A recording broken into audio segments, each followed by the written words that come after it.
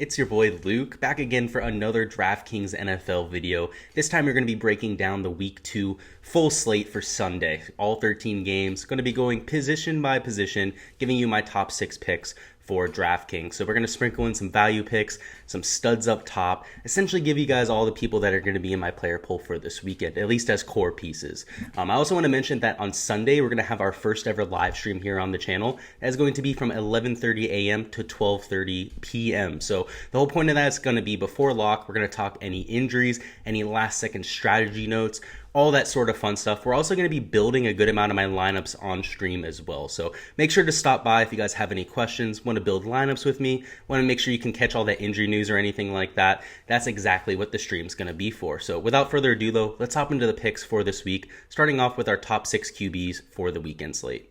So starting off with our QBs to target, at number 6 we have Matthew Stafford, who is definitely going to be a regular on this channel, somebody who I was very bullish on before the season ended up starting. And last week's performance only solidified that even more. So at $6,400, he will be playing against the Indianapolis Colts this week, and I haven't projected very well. I haven't projected for a total of 20.75 points, just giving you an idea of some of the volume that I expect, 40.5 projected attempts, over 325 yards passing, and a few touchdowns as well.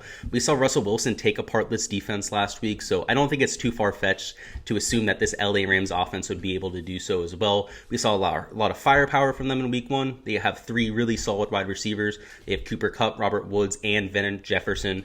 Jefferson's really stood out here so far, obviously with that long touchdown in week 1. And they also have Tyler Higbee, so they're going to have matchup problems across the board. Stafford's extremely accurate. Obviously has a very good rapport with Sean McVay down there in LA. So I love the idea of some of these stacks as well. I mean, Indy's not necessarily a very popular offense this week. A lot of people aren't going to somebody like Carson Wentz.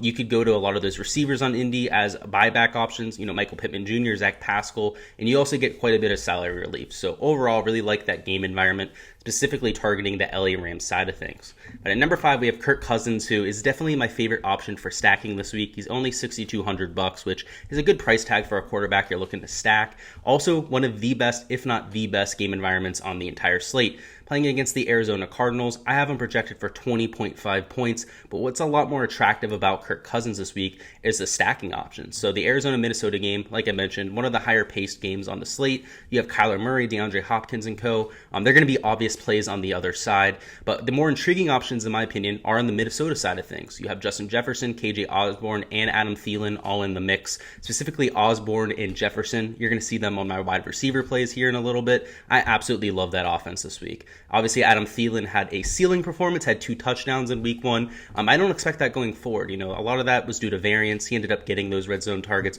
over somebody like Jefferson or Osborne. It could very well go the other way around this week.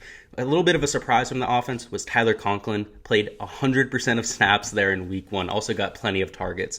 A lot of people expected him to be more of a pass blocking, a run blocking type of tight end, but was used in a lot of passing downs, was very effective as well. So plenty of options to stack there, and Kirk Cousins I expect to take apart this weak and declining Arizona defense. At number 4, we have Mac Jones, who is our value play on this part of the video. Only $5,400, but an insane matchup against the New York Jets. We know how much of a dumpster fire these New York Jets are. I have Mac Jones only projected for 18.5 points, but obviously could get well above that. Could go out, throw 3 or 4 touchdowns, could torch this defense, and I don't think anybody would be very surprised. If we take a look at how Mac Jones played in week 1, he was very efficient, it was very impressive. I ended up watching the entire game because they were playing against the Dolphins from Florida, so it was on local TV, and to be honest with you, he looked very efficient, was hitting the receivers in stride, was throwing to them before they even broke on their routes, and was in command of the offense. I think that's the best way to put it.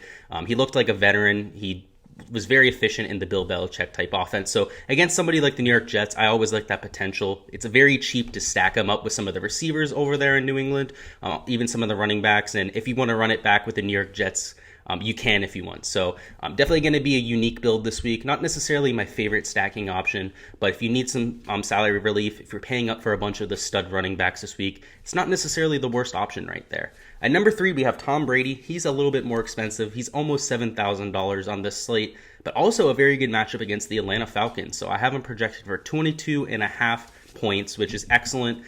Could even go well above that with this soft of a matchup. And again, he's speaking of these New England QBs, also with the good matchup, he looks like his usual self in week one. The Cowboys defense isn't anything to snicker over. They're pretty decent. They're pretty solid all around. He absolutely torched them. So against a team with a lot less talent on the defensive side of the ball, expect even better numbers here in week 2. At number 2, we have Andy Dalton. This is the revenge narrative. He's $5,200 playing against his old team, the Cincinnati Bengals. I only have him projected for 18 points, but that price tag's awesome for somebody, especially when they're going to have this much motivation this week. Even more so than the narrative, though, we want to look into the stats. This is a great matchup on offense that was surprisingly effective in week 1. Take a look at the Bears' offense. David Montgomery was very efficient as a runner. Allen Robinson was a little bit bottled up, was getting a lot of attention in terms of double teams, but the rest of their wide receivers were effective in that absence. So while they didn't pull out a win, they were able to establish the offense a lot better than people were expecting. They can mix in Justin Fields here and there, but I expect my majority of the production to move through somebody like Andy Dalton.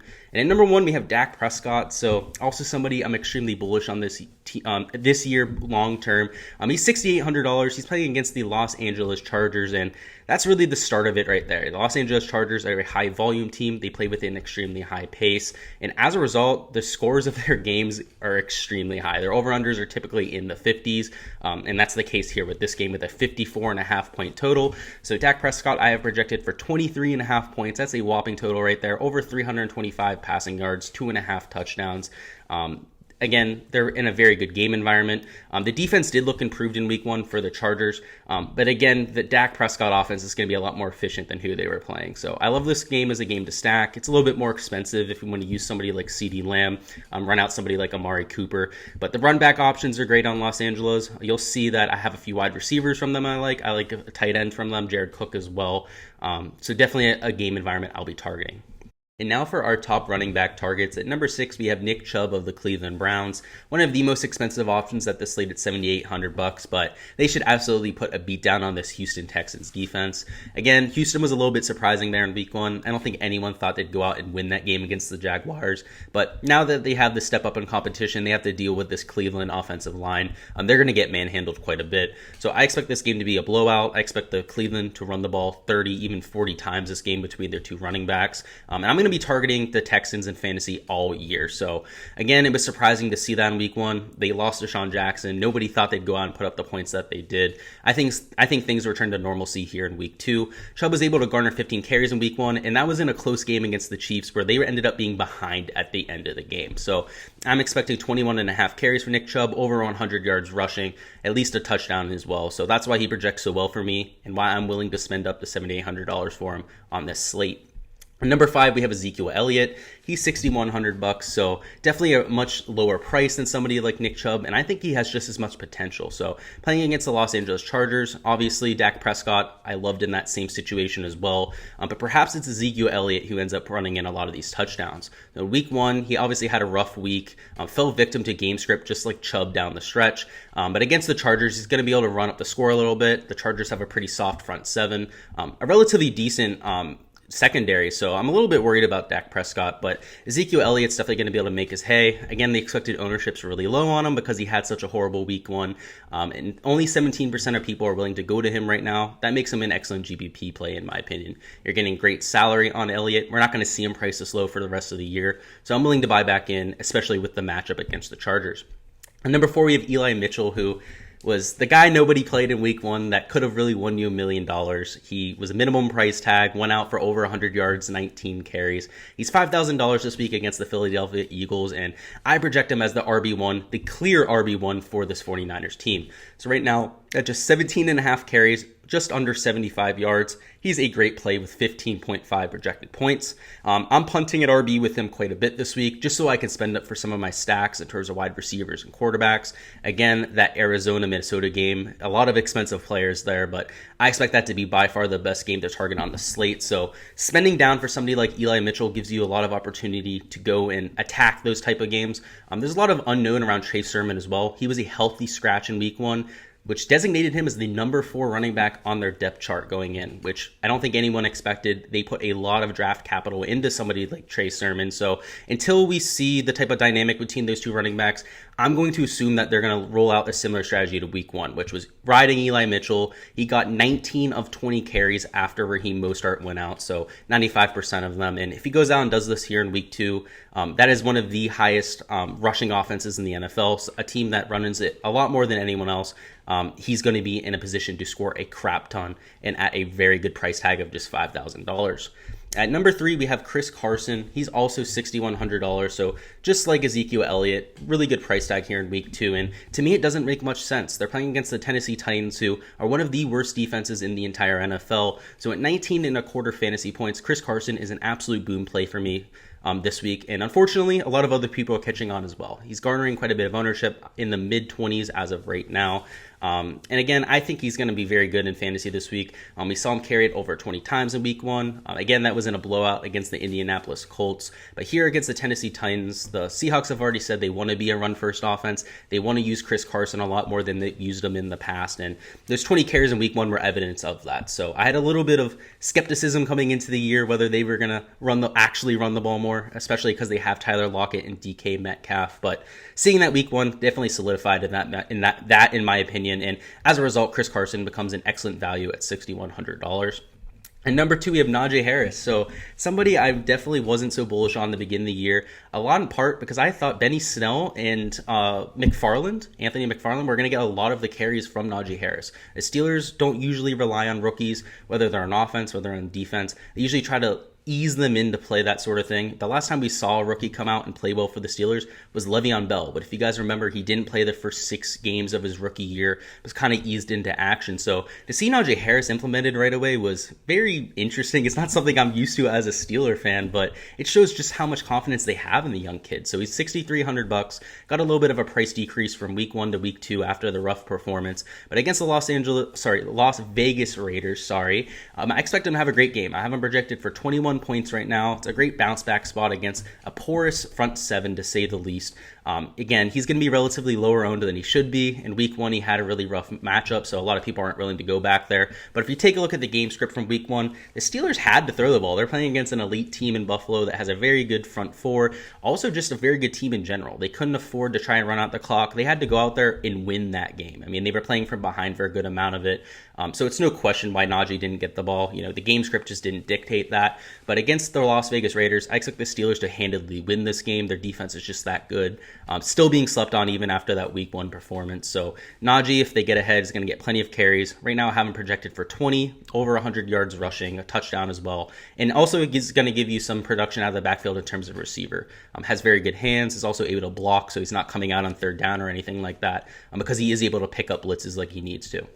And at number 1, we have Dalvin Cook. So he's $9,100, guys. He's expensive as absolute fuck. But against the Arizona Cardinals, this is going to be the game you want to target. And I have Dalvin Cook projected for a whopping 26.5 points. That's one of the highest projections for running back I've had in quite some time. A lot of that has to do with the receiving upside. He's obviously a very stout runner. You know, I'm projected for 23.5 carries in this game.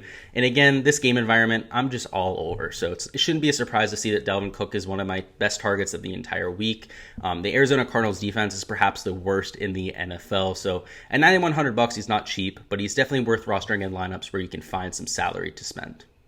And now getting into the top 6 wide receivers here for week 2. At number 6, we have Chase Claypool, which at $5,600, it's a great price tag. I don't necessarily love the matchup against the Las Vegas Raiders just because I think the Steelers implement a little bit more of a run-first strategy, but I have him projected for 16 points, and at that kind of price tag, that's excellent value at the wide receiver position. He had a little bit of a quiet week 1. A lot of it had to do with just opportunity. Against a team like the Buffalo Bills, they were looking to complete a lot shorter passes, not really take as many risks because the defense is so stout. But the fact that they're playing a Raiders defense that doesn't have much size on the outside, a lot of young corners as well, I look for Chase Claypool to take advantage of that. You know, he's a deep play threat. He can take a 5-yard catch and do an 80-yard touchdown.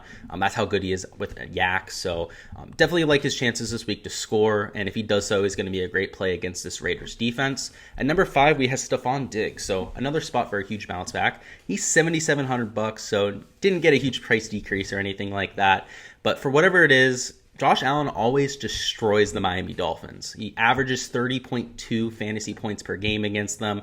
So Stephon Diggs, if that's the case, is going to have a massive game. I have him projected for 21.4 points, over 7.5 targets as well. And Stephon Diggs is one of the most efficient wide receivers in the NFL. So a lot of people might try to avoid him because of week one, because they didn't have the best performance against the Pittsburgh Steelers. But it's really important to mention that Steelers defense is going to be scary this year. I mean, they only blitzed one time in week one, and they had the most pressures of any team in the NFL. That's how good them sending for was.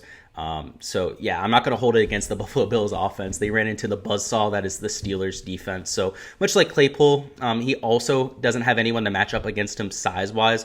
There on the Miami Dolphins, so definitely like Stephon Diggs this week, somebody I'm buying back in on.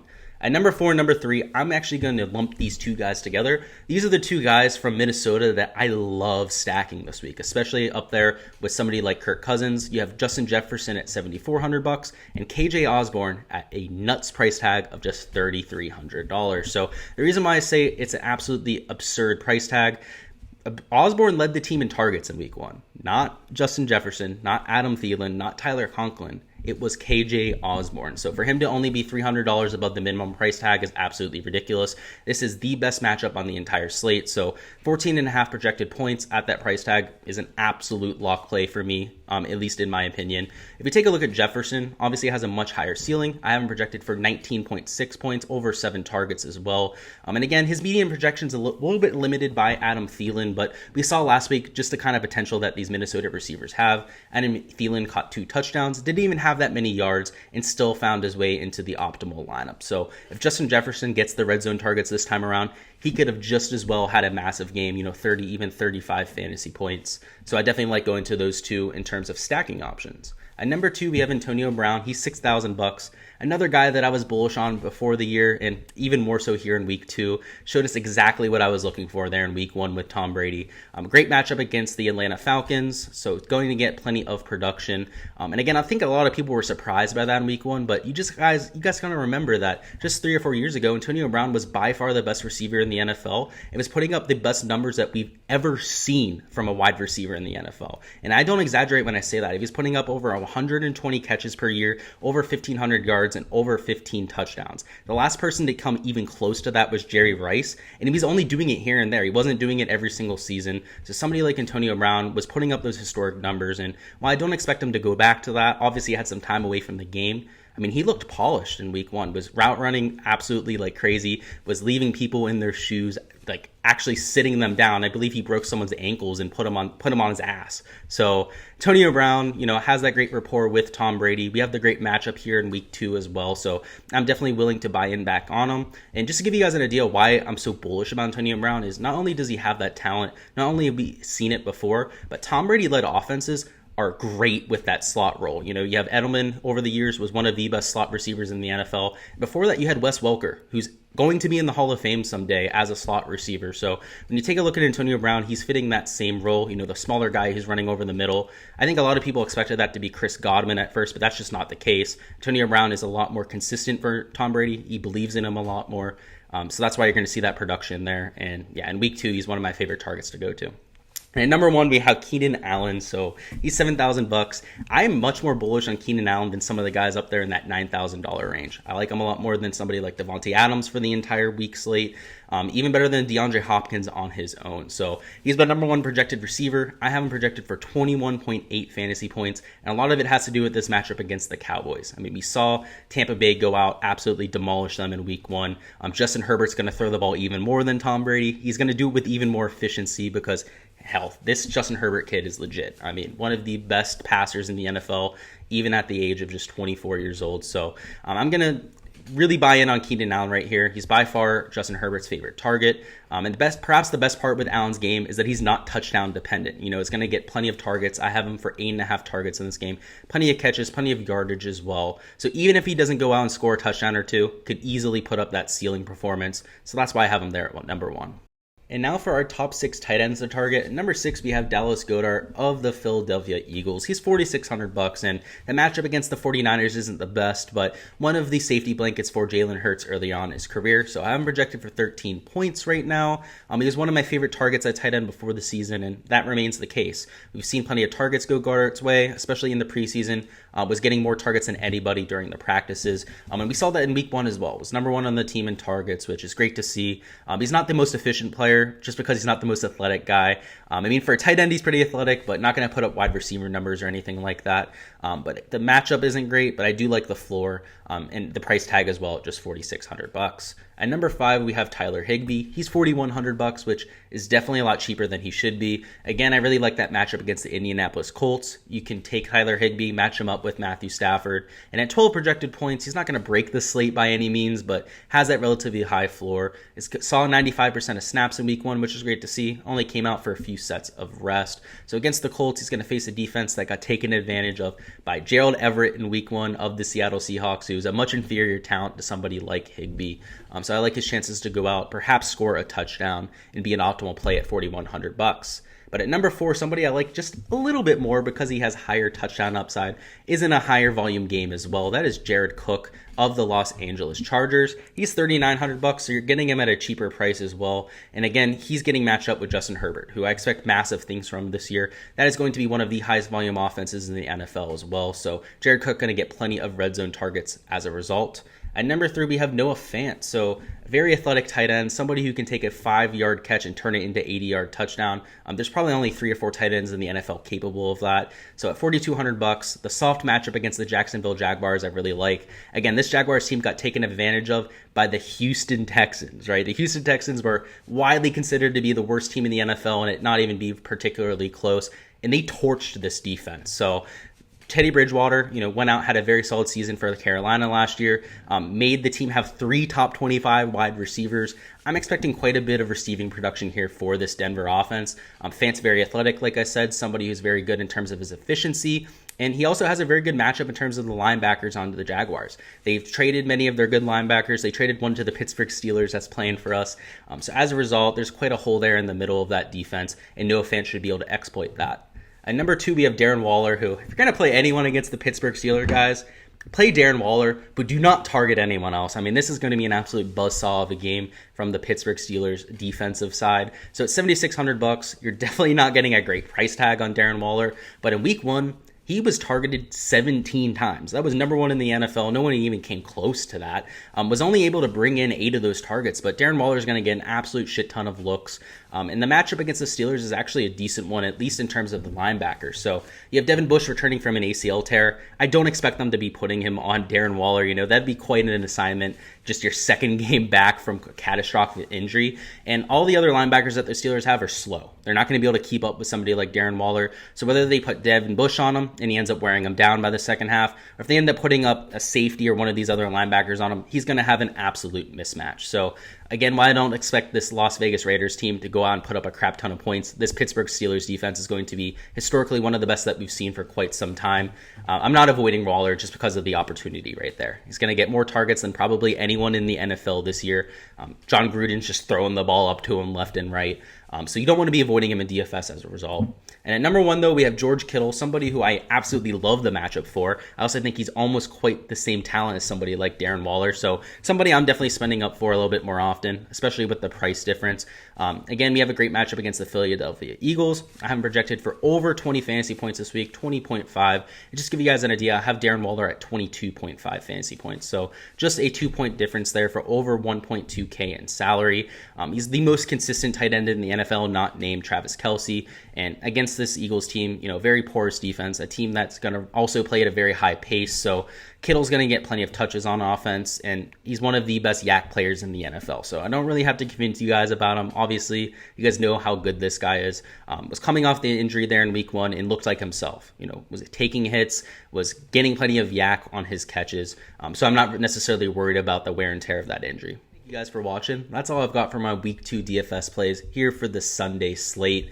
What we're going to do is we're going to have that live stream coming out on Sunday. Again, 11:30 a.m. to 12:30 p.m. We're going to be going over any injuries that come up, any strategy for the weekend slate, as well as any questions that you guys have. If you have any lineup questions for season-long fantasy, for DFS, anything like that, make sure to stop by that. Again, 11:30 on Sunday morning. We're going to go over everything DFS for DraftKings.